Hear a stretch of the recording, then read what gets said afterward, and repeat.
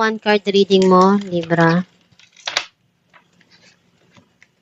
Doon yung passion mo and natututo ka na doon sa mga pinagdaanan mo.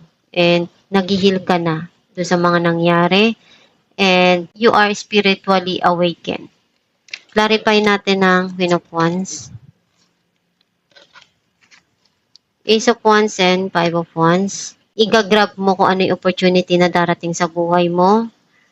Some of you, meron ditong relasyon na magkakaroon ng magandang connection na nangyari sa nakaraan is nagkaroon ng competition or you feel na nagkaroon ng struggle doon.